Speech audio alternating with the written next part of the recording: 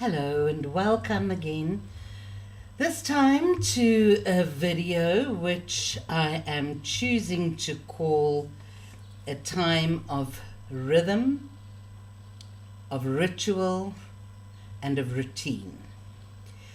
In the past week or so, I have been guided by Spirit to put together some material on rhythm and routines and stuff as part of a group of articles or issues that they're wanting us to talk about. The very first one is, who is God within? What is this light that we are always talking about? Where does it come from? And what is the love that we always talk about? What does it mean to hold light? What does it mean to send light? What does it mean to work with light? That will be one of the videos that I will do. Then there is one on living your passion, finding your joy, and through that fulfilling your purpose. That would be another one that we will do. And then the one that we are doing today, I am calling rhythm, routine, and rituals, whichever way they come out. So what is this all about? The talk that Spirit is wanting me to do with everyone at the moment has got to do about living with Spirit, living hand in hand with Spirit, understanding what Spirit is. Because we are living in times that are quite challenging. We are living in times that are making us think twice about things, that are making us stand up for what we believe in. And for many people, what they believe in feels like it is the very thing at the moment that is betraying them. Nobody has answers to what is happening now. We all have opinions, but our opinions count for very, very little. Because the way the world is going, even our opinions are changing all the time, quite simply because it has to. We have no options. So what we're needing to do is get closer to Spirit. I have been saying this for a while now, and I will continue saying, the only way we are going to get through the time that we are currently in is by living closer to Spirit, by being side by side with Spirit, by actually actively engaging with Spirit on a regular basis. One of the most important things that we need to do is establish or reset our rhythm. We need to understand that the earth has a very particular rhythm. The heartbeat of the earth sets the vibration and the frequency for all of our heartbeats, all of us. There are no exceptions. And the closer we live in harmony with that rhythm, the better off physically, over and above anything else, physically we will be. You see, the heartbeat of the earth is completely in sync when the earth is healthy and we are healthy with our rhythms and with our heartbeat. And our heart sets the tone for the rest of our organs. So all our organs don't necessarily vibrate at the same frequency, but the heartbeat of the earth, the heartbeat of our hearts, that sets a frequency in place, which then affects all the other frequencies. That has a domino effect. So it's very dangerous to work, for instance, with those vibrating machines that a lot of people use for weight loss, unless you get one that is 100% correctly set up to work with the frequency of the body. Because if it works in sync with the heartbeat, what the heartbeat should be, it will bring the heartbeat into synchronization if it is correctly set. And from there, the domino effect is that it will adjust the frequency of all the other organs Because we don't realize that a liver, kidneys, organs that are not functioning properly are also not vibrating at their optimal frequency. So it's very important to understand that our relationship with the earth is of vital importance. And that is why I will be coming back to that relationship as well. So what do we need to do? When I speak of ritual, when I speak of routine, what does that mean? I've now spoken to you about the rhythm of the earth and setting that rhythm for our bodies. Routine is something that gives us structure. It's something that gives one structure in your life, in your day, in terms of time. And it is also something that gives us discipline. That structure gives us discipline. And when we have discipline, we feel safe. We are the strangest beings. We're always asking for freedom. And yet, what do we do with that freedom?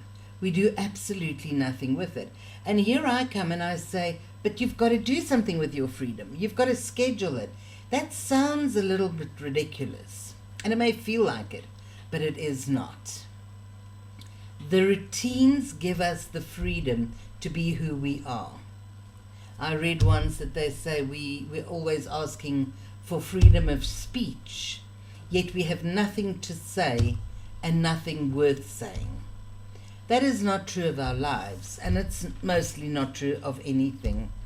We have a lot to say, but more importantly, we have a lot to do, and we don't get around to most of what we have to do because we're too busy complaining about not being free to do what we want to do. So the first thing that I want to recommend is that you think about your life, break it into little manageable chapters, if you wish, and set up routines for those. So let us start with a daily basis. Let us start with, what can I do? What routines would be good for me to practice every day? The very first thing that I was told I should do, and living in Mooi River I still struggle with this sometimes, is try and go outside. Try, even if it is for 5 minutes, go outside barefoot when the sun is coming up. Go every morning as the sun is coming up and stand there with your feet on the earth and just greet the day. By greeting the day, you are greeting God, because what a magnificent wonder it is, this new day that gets given to us every single day.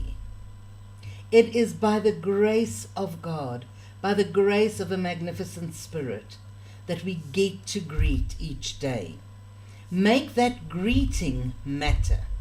You will be astounded to see the difference, and you will be also surprised to find how when you do this and you walk out for 5 minutes, some people have got longer, but if you just go out for 5 minutes, you connect your feet to the ground and you visualize the energy running between Mother Earth and your body, how you will feel the earth, how you will feel when you in yourself are out of sorts.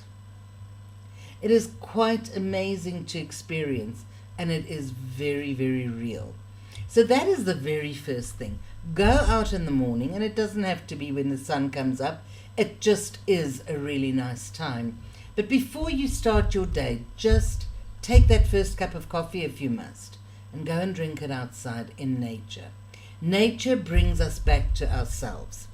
But it's 5 minutes that you give to yourself to say thank you to Spirit for being here, for being healthy, for being able to face another day. The other thing that you want to do, and if the weather does not permit, stand at your window and look out.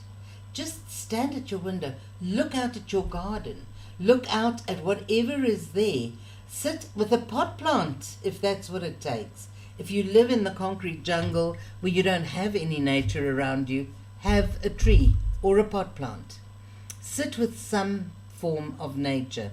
And then, of course, there are the others that some people refer to as dogs. I don't know if you've ever heard of that. We just call them our children. And then, of course, there are the kings of the jungle. They masquerade as cats, but they're also royalty. Both of those, sitting for 5 minutes and connecting with the wonder of those. Your animals brings you so close to the love of God. Our animals are a pure expression of unconditional love. Pure expression of unconditional love. Be with that. Be with them. 5 minutes is all it takes. Then I would like to recommend that you have a candle that you burn every single day. Now, some people burn more than one. That is entirely your business. You could have a little altar, and you could have various things on your altars. So the first thing that I would recommend is that you have one candle that represents spirit. You can see my baby. I can't even pick it up, and it really fills the screen. And I've just put it out by picking it up. But have one candle that represents spirit and your relationship with spirit, if you wish. Then, when you set that, when you light that, you can set the intent.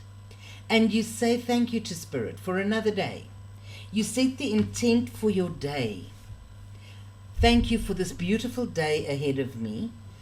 What is my intent for today? Today I want to achieve the following. Or it can be a wider, you can either have specific intentions or it can be wider.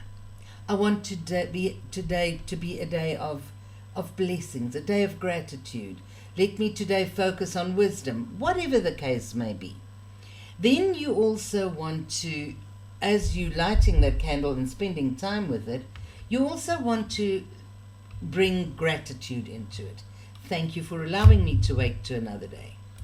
Thank you for a job that I have to go to. Thank you for my health. Whatever it is that you want to say thank you to Spirit for. Many people have a separate candle for this, and then other people have a separate candle for each of their children. So you could either have one candle that you are burning that represents all your children, or you could have a candle for each of them. Don't misunderstand me. You don't have to have candles. You can quite simply sit down and just do this verbally. But having candles, I beg your pardon, having candles, it just adds a little bit of practicality, a little bit of grounding maybe to the process, and it definitely adds some light. So you have children that you love, that you want to have protected always, light the candle. You don't have to every day say, please look after my children, please do this, please do that. You can, when you bring that candle to the altar for the first time, or to your workspace, you can set an intent.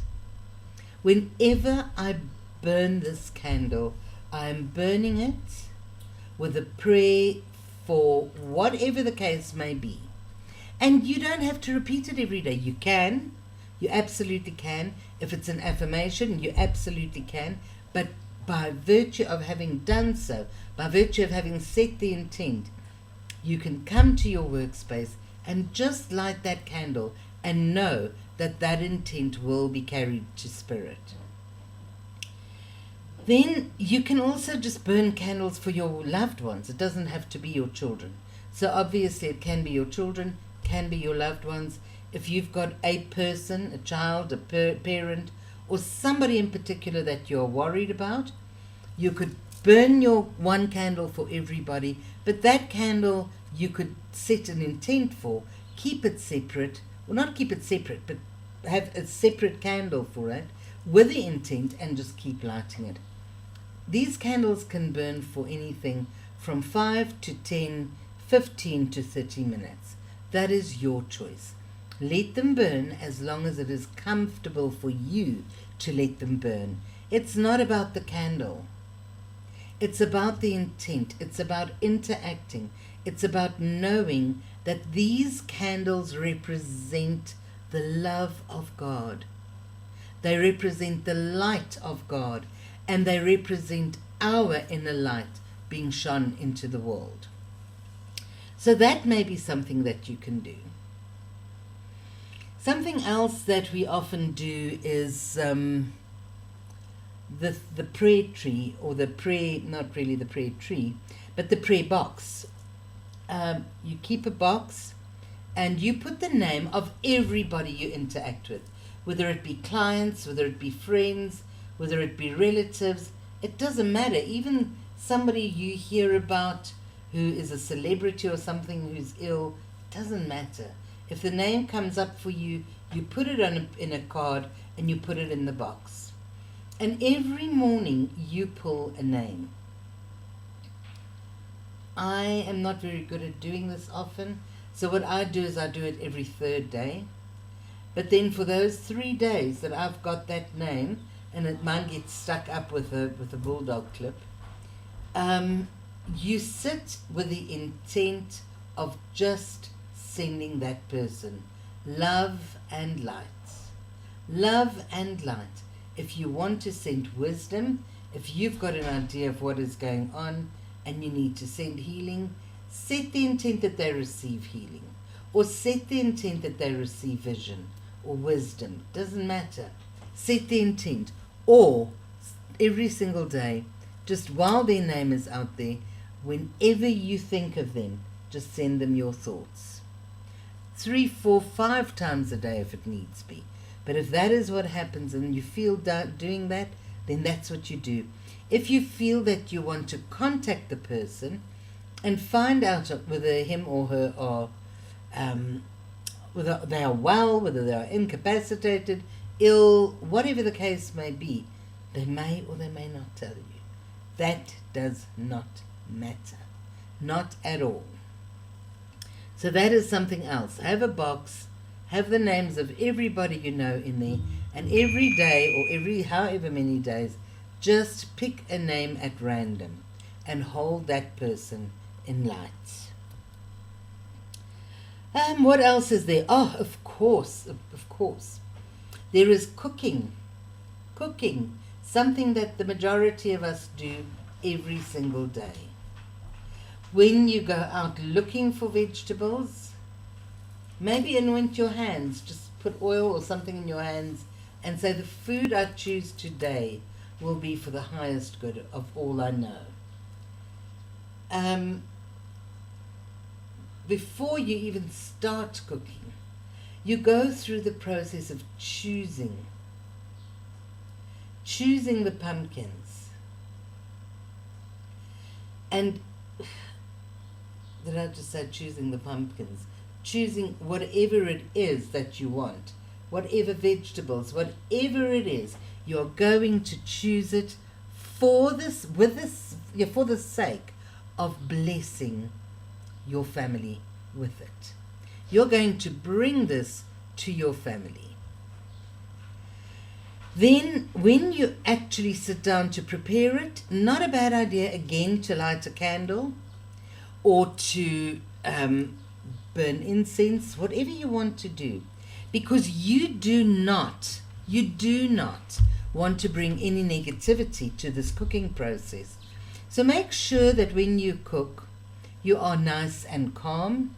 You are thinking with joy about the people who are coming for dinner, not telling your partner about the person you were fighting with today or who was nearly retrenched or whatever the case may be. When you are cooking your meals, it is a sacred time. Getting the meat, bringing it together, cutting it up, all of that is important. So you bring all of that together and they don't even realize they already have plates of food that has been more than once blessed.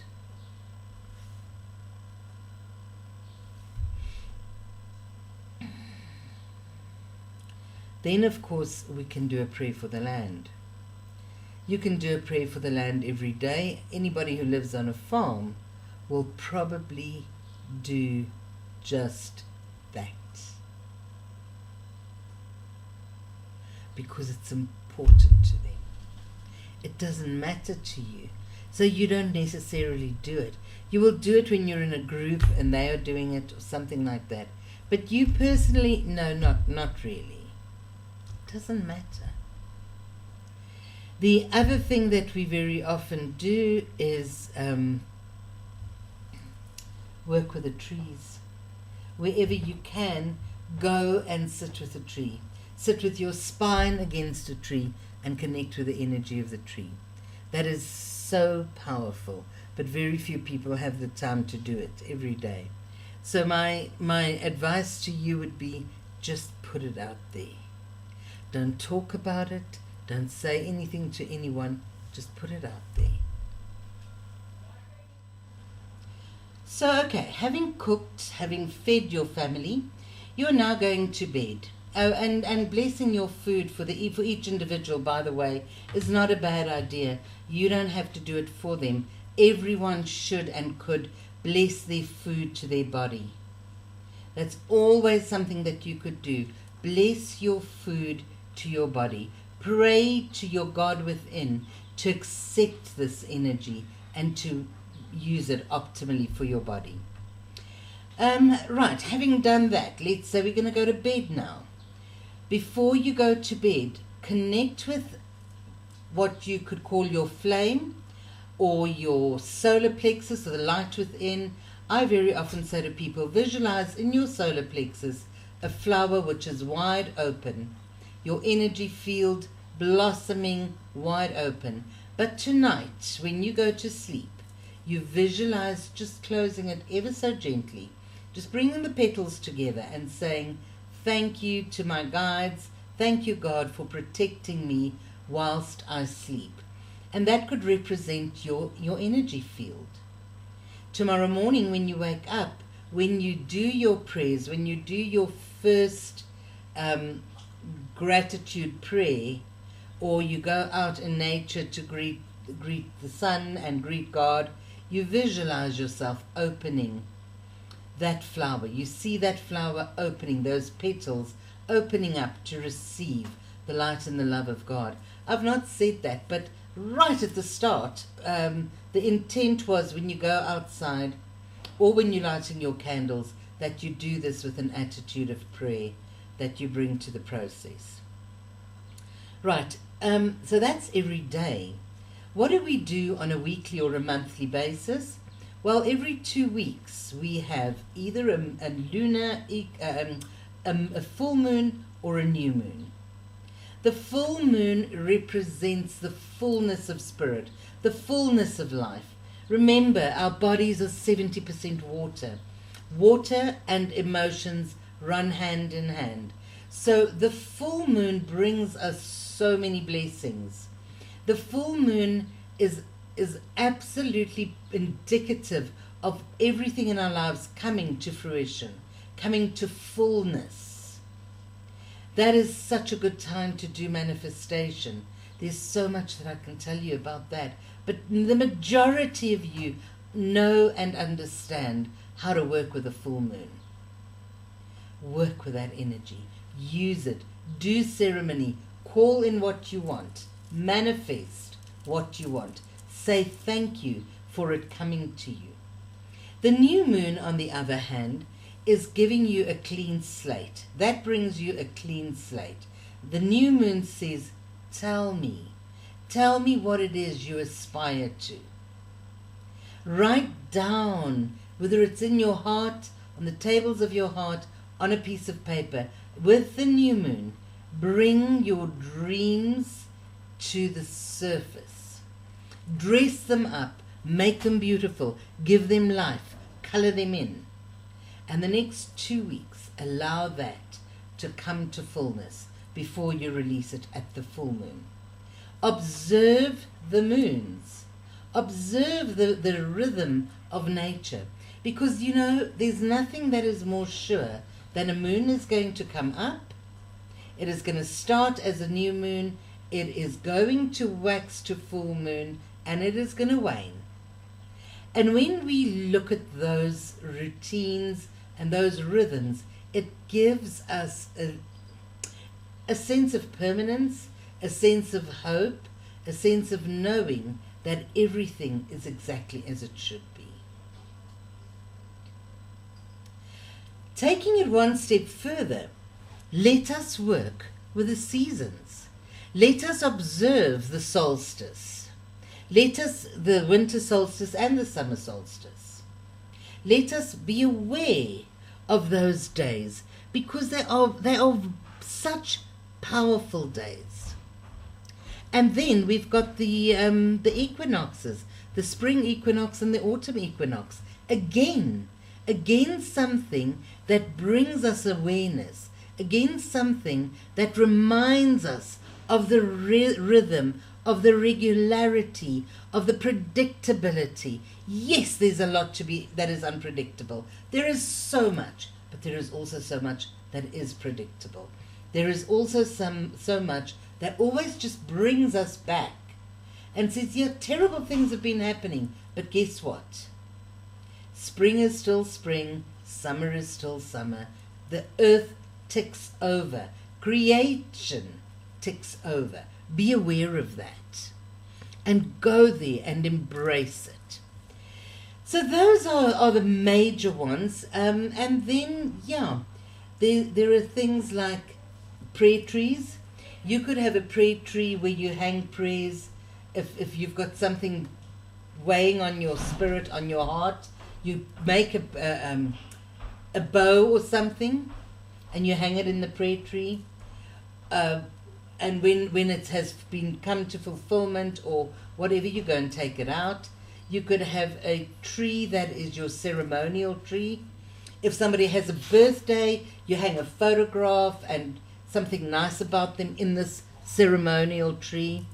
All of these things you can do as ceremonies, as celebration, something that gives rhythm to your life, and you honoring, celebrating it. Why then are we wanting to do this? Why are we wanting to engage in this way? The very first reason we want to have rhythm and ritual, specifically ritual, is because it recalls our spiritual history. You know, you may not believe in the fact that you have been baptized. It may mean absolutely nothing to you, but it meant a lot to your parents.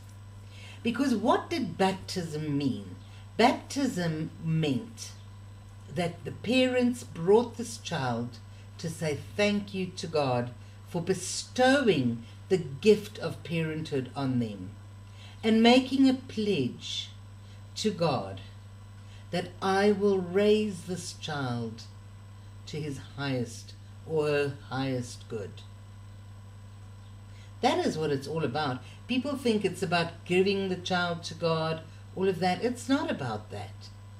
Children were blessed with naming ceremonies long before the Christian church even started. And there are many ceremonies that when we go and look at them reminds us of our roots. And yes, some of us were Christians. Some of us were Cathars. We've all been around. We've done this dance so many times. So stop denying who you could have been and just embrace what speaks to you. The other thing that ceremony does is it strengthens our roots. It strengthens our spiritual roots, our ancestry, whether we know it or not, it doesn't matter. But it says, I'm connecting with my soul. It is a part of my soul, and where the other aspects of my soul have been that I'm honoring in this process. Ceremonies also connect us with like-minded people. You will very often find if there's a solstice gathering or an equinox gathering or any of the other various ceremonies that we tend to hold, that is we get together as people who are of a like mind. We create at these ceremonies, or by practicing them, whether it be online or wherever, we create a spiritual tribe in which we can belong, or to which we can belong, and where we can be totally safe. The very, very, very important thing for me, one of the most important things, is that through ceremony, through ritual, we actually, and I'll come back to ceremony here, but through ritual especially, we reconnect with the earth. Never before has it been more important for us than it is now to reconnect with the earth. Reconnect with your animals. Reconnect with the sun and the moon and the stars. Because whether we like it or not, we are a part of it. We are such a remotely, it's just, I can't even begin to say it. We are just so removed from the earth. But if we can come back, and as sad as the Shell debacle is, it is so nice to see how many people are standing up and fighting and saying no to the things that are hurting us. But let's do so in unison. Let's stand up and pray for the well-being of the earth every day. You don't have to put up a petition against Shell. We don't have to do any of that. We need to just get together as a collective to connect with the earth again.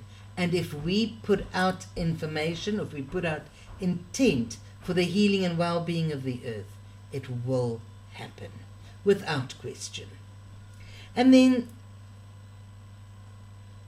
by doing or practicing rituals, by setting up a routine for us, what happens is, and there goes my bell, what happens is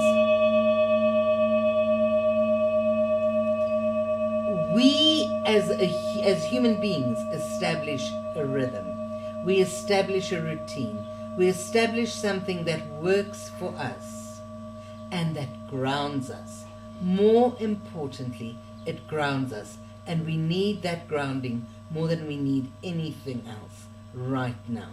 It is of absolute and vital importance to us.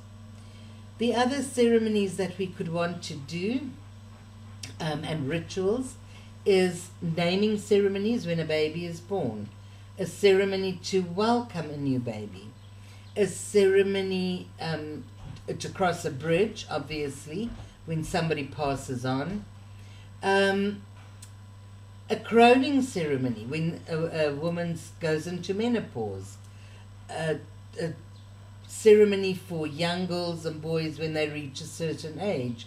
When girls start menstruating, you would do a ceremony for them.